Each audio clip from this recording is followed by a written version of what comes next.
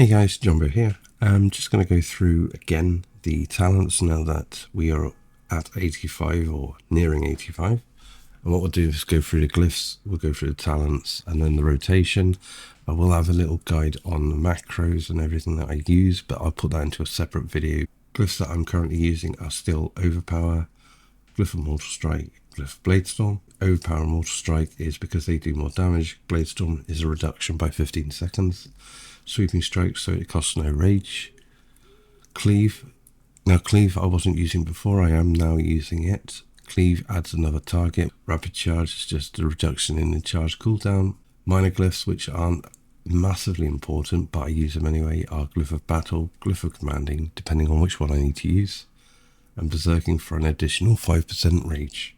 The talents that I'm using are not the cookie cutter ones. I've changed them slightly because I do a bit of PvP. So, for example, I'm using Throwdown, which is great in heroics because you have to CC some of the targets, but obviously World PvP, Battlegrounds and everything, this is useful. Everything else is pretty much right. The only difference is here on the protection tree, I'm using 2 points in Insight and 1 in Blood and Thunder. Insight increases your critical strike, increases your next critical strike by 100%, and it gives it a 10% or 15% if you have 3 points in it bonus. Blood and Thunder, if you have 2 points in Blood and Thunder, it's a 100% chance for your Blood and Thunder to spread your rend. The stat requirements for an arms warrior is you want your priority stat is strength, you want 8% hit, you want 26 expertise, I'm on 25 at the moment. Critical strike is your main substat, mastery, and then haste in that order. Crit, because you always want to be getting those big hits. Mastery, which increases your rage generation because you get a chance of getting a second hit. So at this moment in time, every one of my hits has a 24% chance to get an additional hit, which will then obviously generate more rage. And haste, which is your least important stat. The rotation is nice and simple.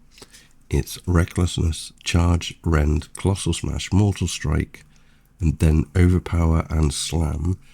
And only use Heroic Strike when you are above 50 rage, so you do not rage starve. Right, I need to quickly interject here because I somehow managed to forget this.